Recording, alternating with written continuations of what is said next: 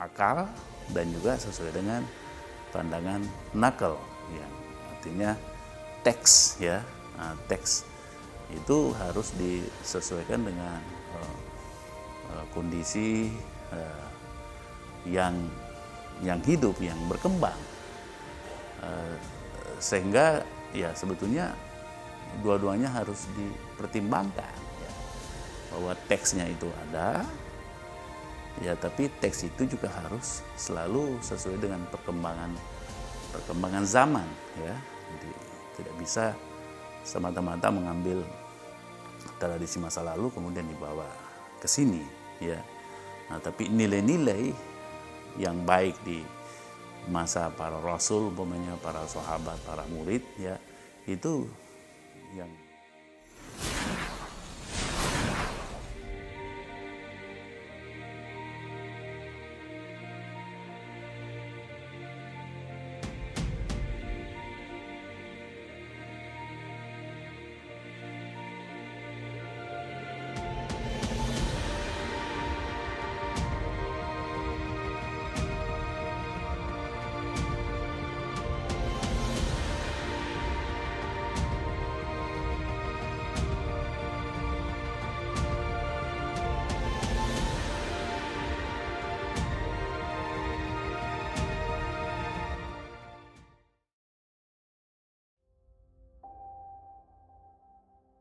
Assalamualaikum warahmatullahi wabarakatuh.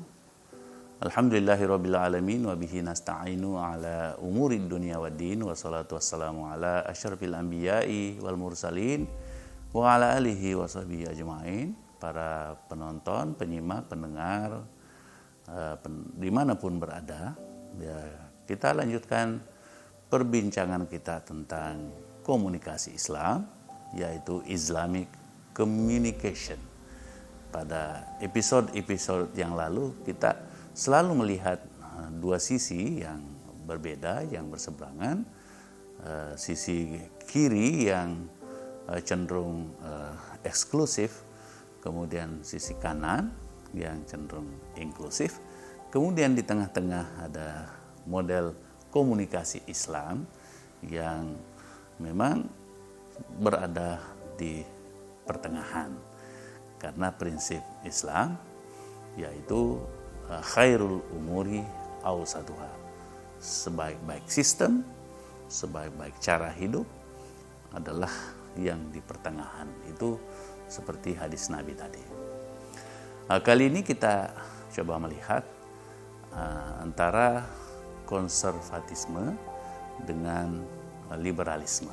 Ya, tentu pendengar ya sudah sering mendengarkan ini ya, istilah ini. Ada kaum liberal, ada kaum konservatif, yang biasa juga dikaitkan dengan fundamentalis atau radikalis ya, atau biasa disebut dengan kaum radikal, kaum fundamentalis ya. Ini semua memang ya, dua hal ini berseberangan ya. Tentu yang sisi kanan tadi yang liberal ya, kecenderungannya memang berpikir bebas ya, tidak ada yang menghalangi seseorang untuk berpikir bebas ya. Jadi apa yang menurut mereka itu benar ya, itulah yang menjadi pandangannya, dan tidak boleh bagi mereka itu dihalangi untuk berpandangan bebas. Ini juga berkaitan dengan ekonomi. Jadi ekonomi pasar bebas ya, tidak boleh dihalangi orang berjual beli, berinteraksi ya. Itu semua orang bebas untuk mendapatkan keuntungan ya sebanyak-banyaknya. Tidak boleh ada sekat-sekat, tidak boleh ada istilahnya yang menghalang-halangi ke arah itu. Begitu juga pemikiran budaya ya, atau tradisi, kebiasaan.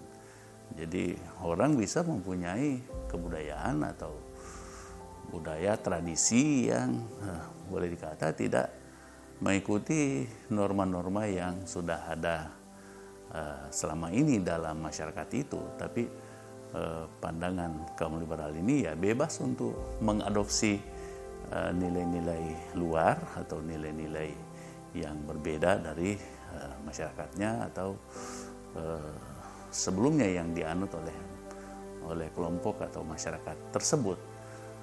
Ini memang mengedepankan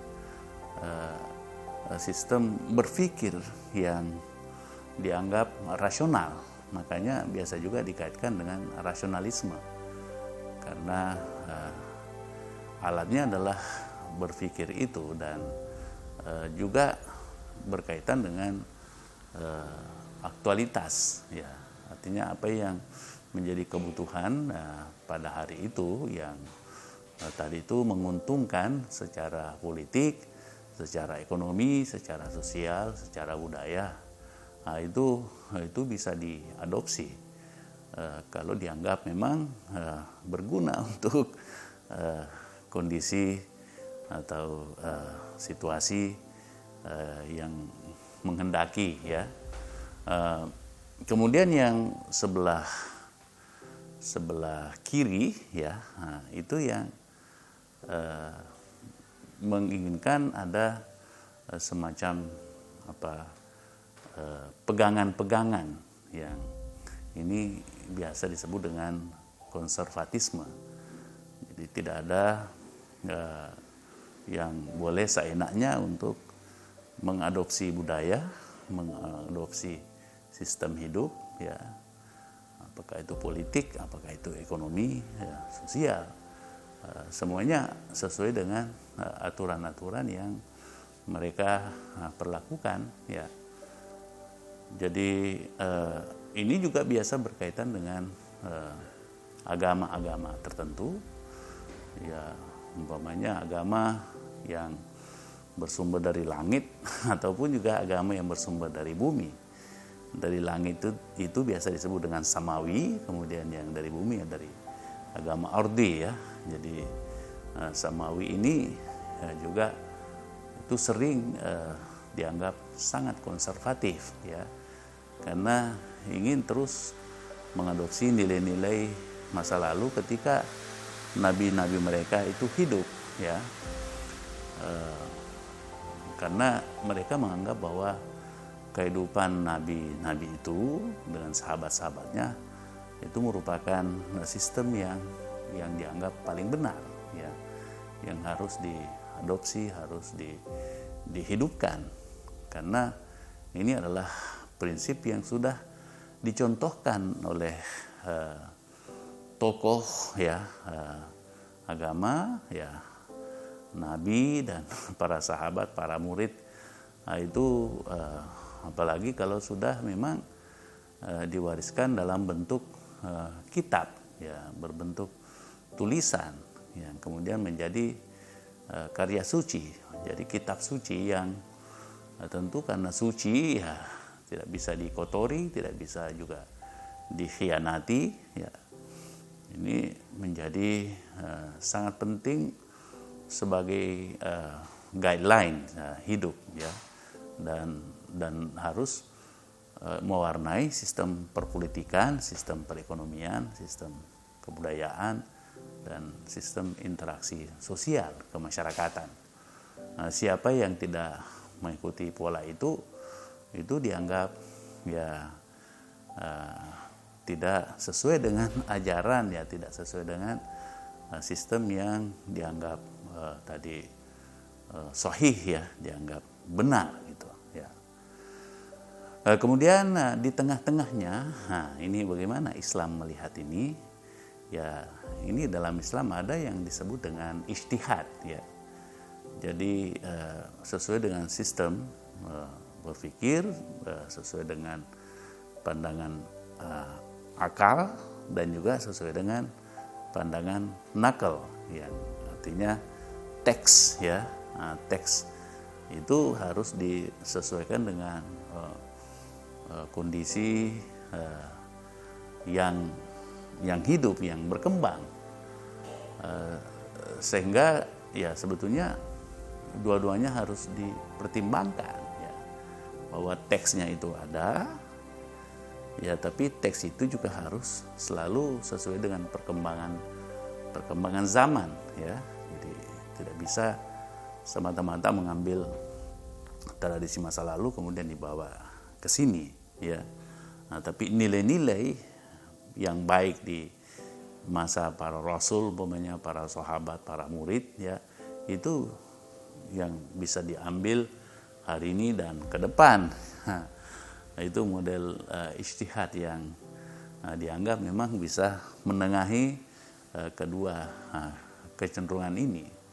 Jadi umpamanya teks-teks suci mengatakan tentang satu prinsip, itu konsisten dengan itu, kemudian juga melihat perkembangan zaman yang ada pada hari ini dan tentu hari esok juga seperti itu.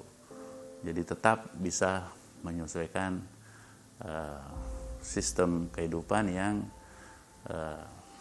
berkembang yang ada, dan tetap merujuk kepada kitab suci, tradisi para rasul, para nabi, para sahabat, para murid tadi itu. Dan ini saya kira, ya, atau menurut komunikasi Islam, inilah model yang selalu diajarkan oleh para dai, sehingga kedua kelompok tadi ini bisa didamaikan, ya. Demikian, wabillahi taufiq wal hidayah.